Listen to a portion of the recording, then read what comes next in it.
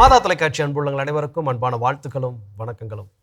நம்பிக்கை நிறைந்த ஒருவர் யார் முன்னேயும் எப்போதும் மண்டியிடுவதில்லை என்ற இந்த சிந்தனையுடன் இன்றைய வந்ததும் தந்ததும் நிகழ்ச்சி வாயிலாக உங்களை சந்திப்பதில் நான் பெருமகிழ்ச்சி அடைகின்றேன். அன்பர்களே, மாதா தொலைக்காட்சியில் பணியாற்றக்கூடிய எங்கள் ஒவ்வொருவருக்கும் நாள்தோறும் உற்சாகத்தையும் உத்வேகத்தையும் கொடுத்து கொண்டிருப்பது மாதா தொலைக்காட்சியின் நிகழ்ச்சிகள் குறித்தும், நிகழ்ச்சிகள் வாயிலாக நீங்கள் பெற்றுக்கொண்ட நன்மைகள் குறித்தும் நீங்கள் தொடர்ந்து எழுதி அனுப்பி கொண்டிருக்கும் உங்களுடைய கடித கருத்துக்களே ஆகும். அந்த வகையில் இந்த வாரமும் உங்களுடைய கடித கருத்துக்களை கலந்து ஆலோசித்து உங்களோடு இணைந்து உரையாடுவதற்கு இன்று நம்முடைய நிகழ்ச்சிக்கு வருகை தந்திருக்கும் நம் பாசத்திற்குரிய அன்பு அருட்தந்தை டேவிட் ஆரோக்கியம் அவர்களை உங்கள் அனைவரின் சார்பாக நிகழ்ச்சிக்கு அன்புடன் அழைக்கின்றேன். வணக்கம் ஃபாதர். வணக்கம் ஜோஸ், எப்படி நல்லா இருக்கீங்களா? நல்லா இருக்கிற ஃபாதர், நீங்கள் எப்படி இருக்கிறீங்க? நல்லா இருக்கேன், சிறப்பாக இருக்கேன். கண்டிப்பாக ஃபாதர், போஸ்கோவுடைய ஆப்சன்ஸில் தான் உங்களை வந்தது நிகழ்ச்சியில் பார்க்க முடியுது இல்லையா? போஸ்கோ அவர் அவங்களுடைய தவ புதல்வனோடு அப்படி தவழ்ந்துக்கிட்டே இருக்கிறார் நினைக்கிறேன். சந்தோஷமாக இருக்கட்டும் கொஞ்சம் நாளைக்கு. கண்டிப்பாக ஃபாதர். ஸோ மகிழ்ச்சி வந்தது நிகழ்ச்சியில் மீண்டும் சந்திக்கிறது. உங்களுடைய பணிகளெல்லாம் எப்படி போயிட்டுருக்கு ஃபாதர்? கோர்ஸ் வழக்கம் போல் அது நிதானமாக ஓடிட்டுருக்கு. இப்போ கொஞ்சம் ஒரு சில எக்ஸ்ட்ரா ஒர்க்லாம் கொஞ்சம் ஆடப் ஆகிருக்கு. ஃப்யூச்சர் இந்த என்னது எதிர்கால திட்டங்களுடைய இம்ப்ளிமெண்டேஷனில் ஒரு சில புதிய காரியங்கள்லாம் இன்னும் தொடக்க நிலையில் அது இன்னும் போயிட்டுருக்கு. அது ஒர்க் பண்ண ஆரம்பிச்சிட்டோன்னா அதுக்கப்புறம் இன்னும் வேறு லெவலில் ஓட வேண்டியிருக்கும். கண்டிப்பாக பார்ப்போம். கடவுளுடைய கிருபை, மாதாவுடைய பரிந்துரையினால் அதெல்லாம் அது கரெக்டாக நல்லா எல்லாம் ஓரளவுக்கு செட் ஆகி வரும்போது எல்லார்ட்டையும் அதை இது அடுத்து இந்த இது வரப்போகுது மாதா தொலைக்காட்சிக்கு அப்படின்னு சொல்லிட்டு மக்களுக்கு அதை நம்ம அறிவிப்போம். ஆயர்களுடைய என்ன சொல்கிறது, அவங்களுடைய உத்தரவோடு. ஸோ அதற்கான முதல் கட்ட பணிகள் ரொம்ப தீவிரமாக ஓடிட்டுருக்கு. ஏன்னா நிறைய பேரை கன்சல்ட் பண்ண வேண்டியிருக்கு, நிறைய களப்பணிகள் செய்ய வேண்டியிருக்கு. அதனால் அது ஏறக்குறைய நான் அந்த வேலை ஏறக்குறைய ஒரு 5-6 வருஷமாகவே அது போயிட்டுருக்கு. இப்போது ஏறக்குறைய ரொம்ப தீவிரமாக உள்ள இறங்கியிருக்கிறேன்.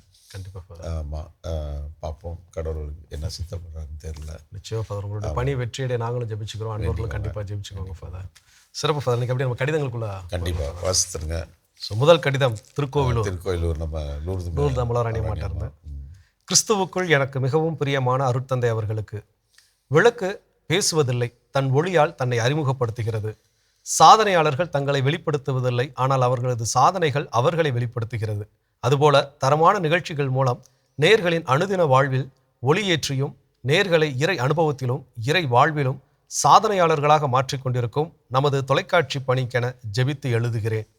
இந்த வார அறம்சை நிகழ்ச்சியில் பெண்கள் கருவுற்றது முதல் பிள்ளை பிறந்த பின்பும் ப்ரீ ஸ்கூலிங், அதாவது 2 வயதுக்கு மேல் 5 வயது வரை உள்ள பிள்ளைகளை பள்ளியில் சேர்ப்பது பற்றிய விடயங்களை, பெற்றோர் அதற்கென எடுக்கும் முயற்சிகள் பற்றியும், இது போன்ற குழந்தைகளை கையாளும் ஆசிரியர்களின் பணி அனுபவங்களை குறித்தும் புதிய தலைப்பில் பேசப்படும் கருத்துக்கள் இன்றைய வாழ்க்கை சூழலுக்கு தேவையான ஒன்று.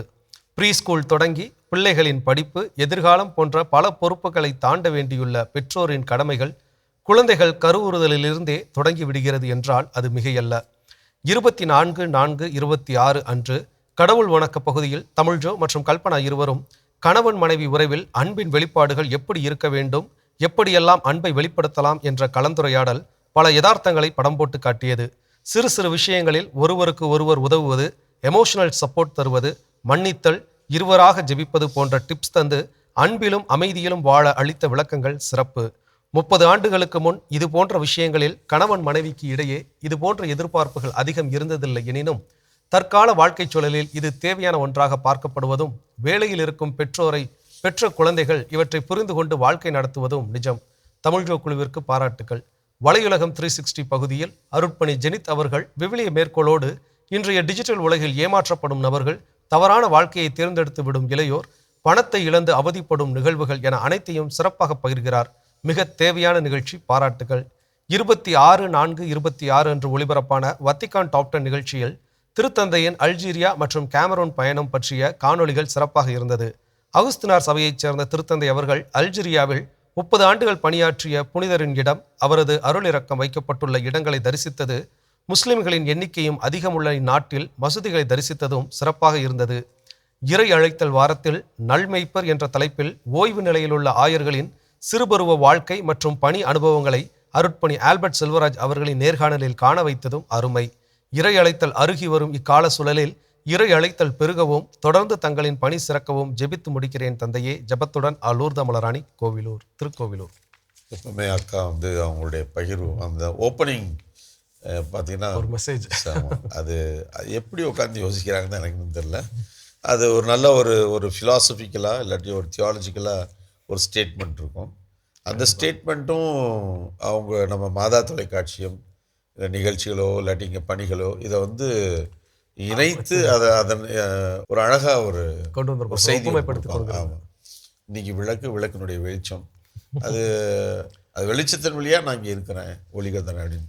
அதே மாதிரி இந்த சமுதாயத்தில் இந்த தங்களுடைய பணிகளின் வழியாக இப்போ இயேசுநாதர் வந்து கூட ஸ்நாகரில் அவருடைய சீடர்கள்ட்ட அனுப்பி விடுறார். மீட்பர் வரக்கூடிய ஒரு நீர் தானா இல்லை வேறு யாரையா நாங்கள் எதிர்பார்க்கணுமா அப்படின்னு கேட்டோன்னே, நான் தான்ப்பா இப்போ இன்னும் எத்தனை தடவை தான்ப்பா சொல்லு ஆண்டவர் அதை சொல்ல. சேவிடர் கேட்கின்றனர், ஊமையர் பேசுகின்றனர், பார்வை இழந்தோர் பார்க்கின்றனர், ஏழைகளுக்கு நற்செய்தி அறிவிக்கப்படுகிறது, போய் சொல்லுங்க. ஏன்னா இதுதான் வந்து மெஸ்ஸியான் வருகையின் போது நடக்க போகிற காரியம். எஸ்ஐயானுடைய ஏற்றுச்சூழலில் அது பழைய ஏற்பாட்டில் இது இருக்குது, அது இங்கே நிறைவேறிக்கிட்டு இருக்கு. அப்படின்னா என்ன அர்த்தம்? வந்துட்டார். ரொம்ப சிம்பிள் இல்லையா? வாழ்க்கையில் வந்து நம்ம பல நேரங்களில் நம்ம வாயால் இல்லாமல் நமது செய்கைகளால் நான் ஒரு நல்லவன், நான் நேர்மையானவன், நான் உண்மையானவன், அதை வந்து நான் சொல்லணும்னு தேவையில்லை. நான் மக்களின் மீது அக்கறை உள்ளவன், மக்களுக்காக நான் என்னை கொடுப்பவன், என் குடும்பம் எனக்கு ரொம்ப முக்கியம், என் சமூகம் எனக்கு முக்கியம், நான் வந்து ஏழைகளின் மீது அக்கறைப்பட்டிருக்கிறேன், நான் எல்லாரையும் வந்து சமமாக பார்க்கிறேன். என் வாயால் சொல்லக்கூடாது, செயலில் செஞ்சு என்னுடைய நடவடிக்கை, என் வாழ்க்கை, என் செயல்பாடுகள் இதுகள் எல்லாம் வந்து அதை வெளிப்படுத்தணும். அது தானாக வந்து அதை பார்க்குறவங்க மற்றவங்களும் வந்து ஓகே இப்படி நம்ம கூட இது மாதிரி நடந்துக்கிட்டா என்ன, வாழ்ந்தா என்ன அப்படின்னு அவங்களுக்கு யோசிக்க தோணும். சும்மா வாயால் பேசும்போது அது இன்றைக்கு இந்த சமூகத்தில் வாயாலன்னு சொல்கிறதுக்கு பதிலாக இந்த ஊடகத்தின் வழியாக தேவையில்லாதெல்லாம் நிறைய தவறான கருத்துக்கள், தவறான செய்திகள். ஏன்னா நிறைய பேர்த்துக்கு இந்த ஊடகத்தில் வரக்கூடியது உண்மையா பொய்யா அப்படின்னு வந்து அவங்களுக்கு பகுப்பாய்ந்து செய்து பார்க்க தெரியல. பார்க்கறது எல்லாமே உண்மை அப்படின்னு நினைக்கிறாங்க.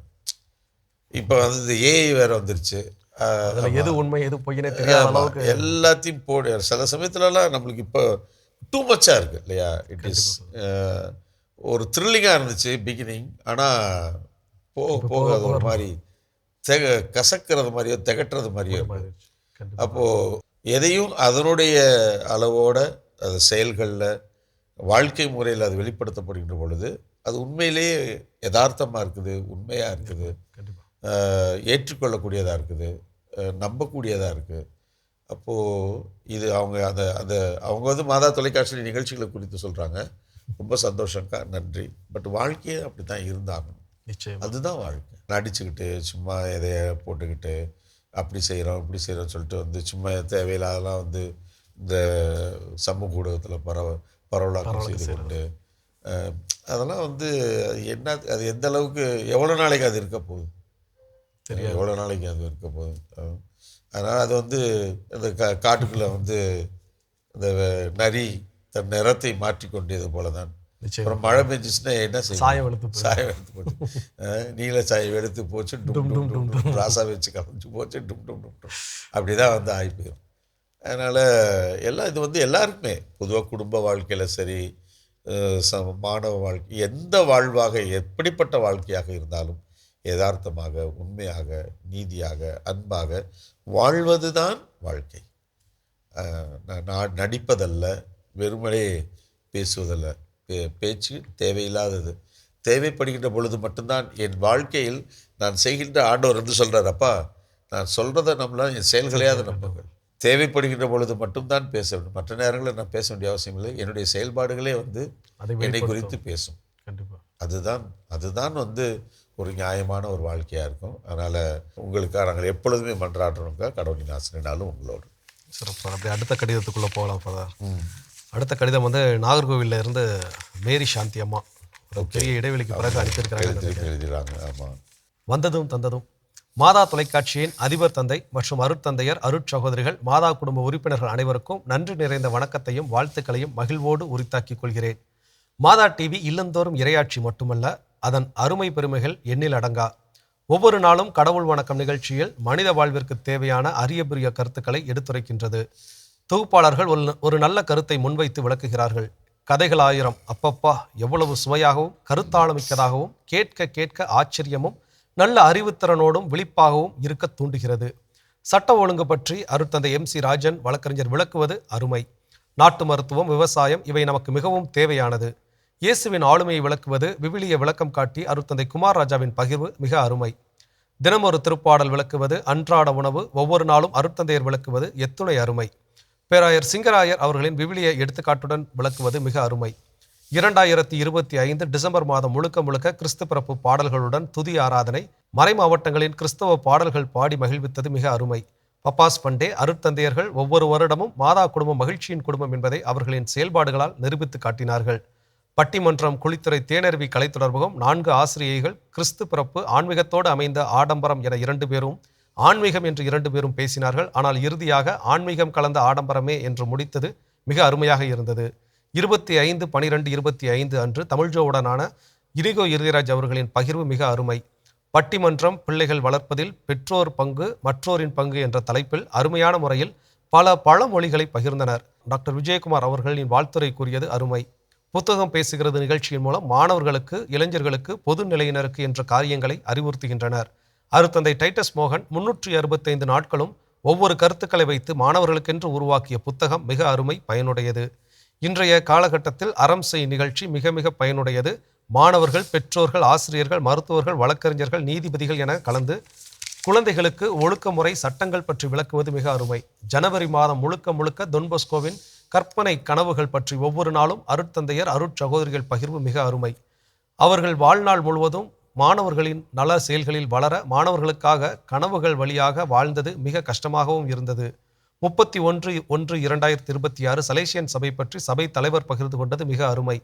145வது ஆண்டு நினைவு நாளை கொண்டாடியதும் அன்னை எலிஸ்பாவின் வாழ்க்கை வரலாறு கூறியதும் நமக்கு எல்லாம் தெரிந்து கொள்ள பயனுள்ளதாக அமைந்தது. நிறைய எழுதிவிட்டேன், மன்னிக்கவும், முடிக்கிறேன். மேரி சாந்தி, நாகர்கோவில் அப்படின்னு சொல்லி ஒரு ரீகேப் 25ல ஸ்டார்ட் பண்ணி 26ல முடிச்சிருக்காங்க. நிறைய எழுது, நீங்கள் எவ்வளோ நாள் எழுத ஒன்றும் பிரச்சனையே இல்லை இல்லைங்களா? நாங்கள் அதுக்கெல்லாம் போய் மன்னிப்பு.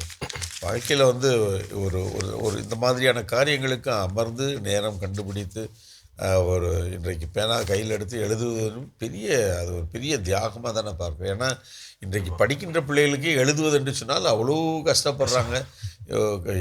ஒரு காலத்தில் நாங்களாம் ஜோஸ் காலத்தில் எப்படின்னு தெரில, நாங்களும் எழுதியிருக்கோம். 2 கோடி 4 கோடி எழுதி வாத்தியார் மொழியை பேத்துருவார். என்னடா எழுதுறீங்க, தலையெழுத்தோட கேவலமாக இருக்குது. சில டைம் நோட்டை ஒழிச்சு வச்சுட்டு காணாமல் போயிடுச்சுன்னா சொல்லுவாங்க. அது அவ்வளோ எழுத்தை அவ்வளோ முறைப்படுத்துவார்கள் ஆசிரியர்கள். ஒவ்வொரு நாளும் அவங்களுக்கு இருக்கிற பாடச்சுமையோட எழுத்து பழக்கமும் வந்து பார்த்திங்கன்னா இந்த தொடக்க 5ஆம் வகுப்பு 6ஆம் வகுப்பு, நாங்கள் படிக்கும்போது 8ஆம் வகுப்பு வரைக்கும் கூட வந்து எழுத வைப்பாங்க.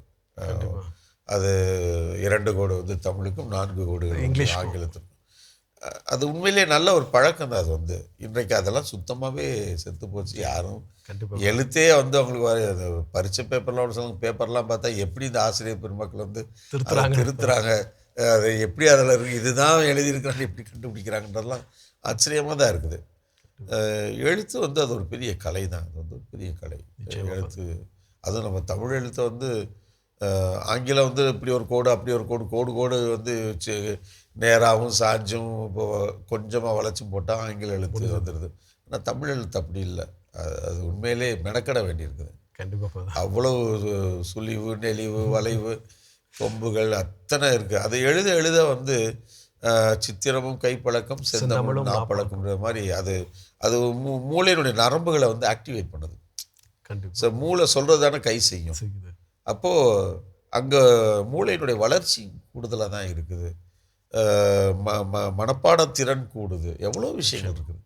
அதாவது சும்மா ஒரு மொழியை வெறும் மொழியாக பார்க்காமல் அதில் எவ்வளவு விடயங்கள் அதற்குள் அடங்கி கிடக்கிறது. ஒரு கலாச்சாரம், ஒரு பண்பாடு இருக்குது.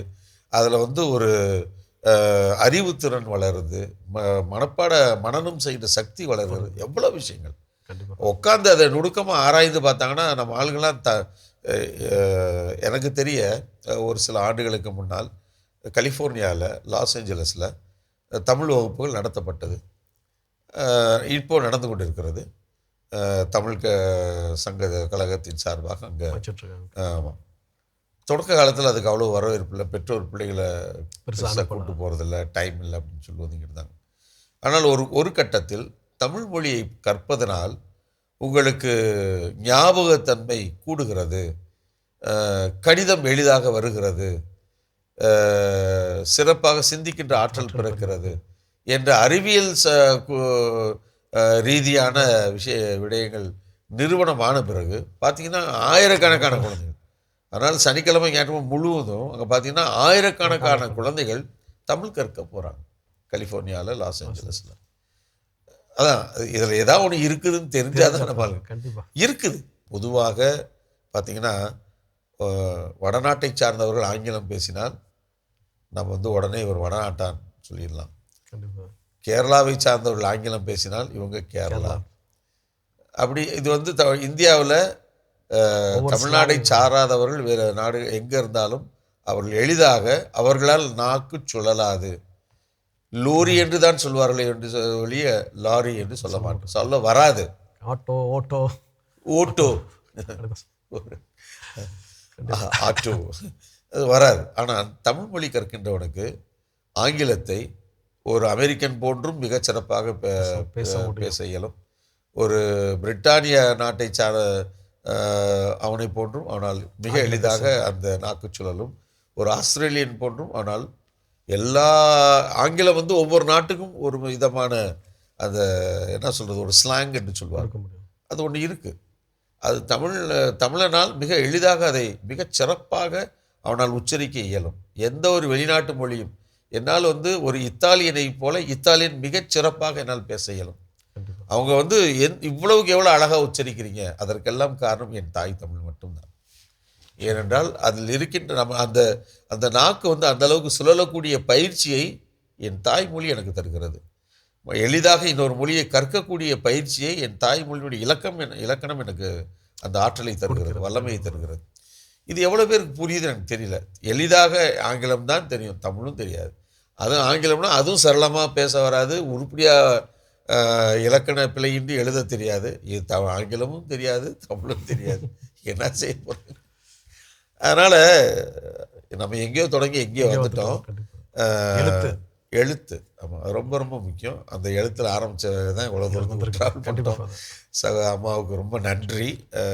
வாழ்க்கையில் இது மாதிரி அமர்ந்து எழுதுவது என்பது ஒரு பெரிய காரியம். நீங்கள் அந்த காலத்தில் இந்த பழக்கம் டைரி எழுதுவது, அதை டைரி எடுத்து நம்ம ஒரு பிற்காலத்தில் வாசிக்கும் போது அது எவ்வளவு மலரும் நினைவுகளை கொடுக்கும்.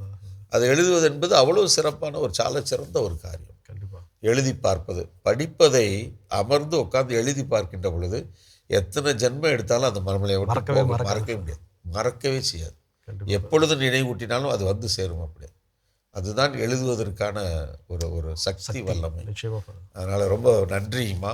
கடவுளின் ஆசிரியர்னாலும் உங்களோடு சிறப்பு ஃபாதர். அப்படியே நம்ம அடுத்த கடிதங்கள் பார்த்தீங்கன்னா வரிசையாக ஒரு 4 கடிதங்கள் ஃபாதர். 4மே ஒரே விஷயத்த சொல்லியிருக்கிறாங்க. அதில் 2 கடிதங்கள் ரொம்ப அற்புதமாக என்னென்னா, ஒரு 5th ஸ்டாண்டர்டு ஸ்டூடெண்ட் ஒரு பையன் இமானுவேல் ஓகே அப்படின்னு சொல்லியும், அப்புறம் 3rd ஸ்டாண்டர்ட் படிக்கக்கூடிய ஒரு குட்டி பாப்பா அபிலா அப்படிங்கிறோம். என்ன விஷயம் அப்படின்னா, மாதா டிவி இயக்குனர் அவர்களுக்கு எங்கள் ஊர் கோவிலை பற்றியும் எங்கள் ஊரை பற்றியும் மாதா டிவியில் ஒளிபரப்பியதற்கு நன்றி. இப்படிக்கு Emmanuel 5th standard RC school Avur பங்கு, திருச்சி மறை மாவட்டம். அது 2வது ஒரு குட்டி பாப்பா 3rd ஸ்டாண்டர்ட். மாதா டிவி இயக்குனர் அவர்களுக்கு எங்கள் ஊர் கோவிலை பற்றியும் எங்கள் ஊரை பற்றியும் மாதா டிவியில் ஒளிபரப்பியதற்கு நன்றி. இப்படிக்கு அபிலா அப்படின்னு. அடுத்து ஆலயம் அறிவோம் நிகழ்ச்சியில் எம் ஊரை ஆவூர் புனித பெரியநாயகி மாதா ஆலயம் 18/1/2026 அன்று ஒளிபரப்பியதற்கு மிக்க நன்றிகள். நன்றியுடன் சத்யா, திருச்சி மாவட்டம் மறை மாவட்டம். அடுத்து ஆலயம் அறிவோம் நிகழ்ச்சியில் எம் ஊரையும் ஆலயத்தையும் ஒளிபரப்பியமைக்கு எங்கள் நன்றிகள். நன்றியுடன் நான்சி ரேச்சல், திருச்சி மறை மாவட்டம். ஸோ அந்த 4மே ஆவூர் பங்கை பற்றி ஆலயம் அறிவோம் நிகழ்ச்சியில் ஒரு 100 கடிதங்களுக்கு மேலே வந்துருச்சு அந்த ஊர்லேருந்து. ஒரு சிலவங்க அதை ஆர்கனைஸ் பண்ணுறாங்க. அது எப்படினாலும் சரி, பட் அந்த ஊரை நான் பாராட்டுகிறேன். ஆலயங்கள் ஒவ்வொரு ஊருக்கும் நம்ம குழுவினர் சென்று மதுரை ஜோன் தலைமையில் அந்த கோயிலை குறித்து, அந்த வரலாற்று பின்னணியை குறித்து, சிறப்புகளை குறித்து மாதா தொலைக்காட்சியிலே ஆலயம் அறிவோம் நிகழ்ச்சியில் நம்ம கொண்டு வரோம்.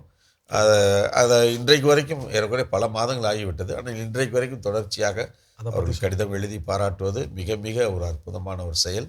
இது உங்களுடைய நல்ல பண்பாட்டை காட்டுகிறது. உங்களுக்கு எனது பாராட்டுகள். தொடர்ந்து மாதா தொலைக்காட்சிக்காக நீங்கள் ஜெபிக்கணும். இந்த ஊரில் இருக்கின்ற மக்கள் மாதா தொலைக்காட்சிக்கு நீங்கள் இப்போ ஆவூருடைய ஆலயத்தை காட்டுவதற்கு மாதா தொலைக்காட்சின்ற ஒரு தளம் இருந்ததால் ஆவூர் ஆலயம் எவ்வளவு பழமையானது, வீரமாமுனிவர் தான் அந்த ஆலயத்தை கட்டுவதற்கான ஏற்பாடுகளை செய்தார் என்றெல்லாம் அந்த வரலாற்றை நம்ம எல்லாருக்குமே சொன்னோம் இல்லைங்களா? அப்போ இன்னும் மற்ற ஊரில் இருக்கிற ஆலயங்களை பற்றி நாம் சொல்ல வேண்டாம். மாதா தொலைக்காட்சியில் ஒரு தளம் நமக்கு வேண்டும். மாதா தொலைக்காட்சி ஒரு தளம் நமக்கு வேணும்னா என்ன செய்யணும்? ஜெபிக்கணும். ரெண்டாவது, அதற்காக என்னால் முடிந்த பண உதவிகளை, காணிக்கைகளை நான் செலுத்தணும். குறைஞ்சது ஒரு 100 ரூபாய். அப்போ எல்லாரும் நாம் இணைந்து ஒரு காரியத்தை இப்படி கைகோர்த்து அதை ஆதரிக்கின்ற பொழுது உலகமெங்கும் இருக்கின்ற மக்களுக்கு இப்படிப்பட்ட சிறப்புகளை நாம் எடுத்து செல்ல முடியும். இறை வார்த்தை, இறைவனின் பிரசன்னத்தை மக்களுக்கு நாம் கற்றுத்தர முடியும். அதனால் மீண்டுமாய் ஆவூர் பங்கு மக்களுக்கு மாதா தொலைக்காட்சி குடும்பத்தின் பெயரால் கடிதம் எழுதிய ஒவ்வொருவருக்கும், குறிப்பாக அந்த குழந்தைகளுக்கு எனது பாராட்டுகளும் நன்றியும். கடவுளின் ஆசிரியனாலும் உங்களோடு.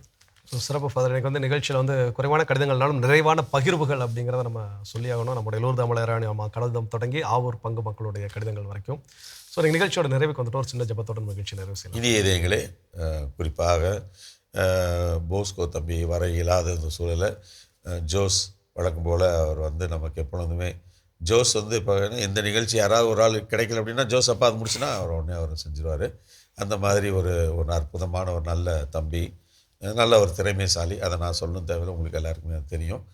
மொழி நடையாக இருக்கட்டும், கருத்தியலாக இருக்கட்டும், எல்லாத்துலேயுமே அவர்கிட்ட கடவுள் கொட்டி கொட்டி கொடுத்துருக்கிறாரு. அதை அழகாக அள்ளி அள்ளி நமக்கெல்லாம் கொடுத்துக்கிட்டே இருக்கிறாரு.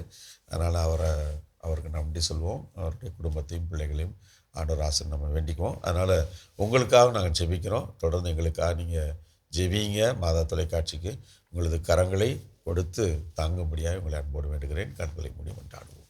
எங்கள் அன்பை உருவான இயேசு ஆண்டவரே, இந்த நாட்களிலே 12வது 10வது வகுப்பு மாணவ மாணவிகளுக்காக, இந்த குழந்தைகளுக்காக ஜெபிக்கிறோம்.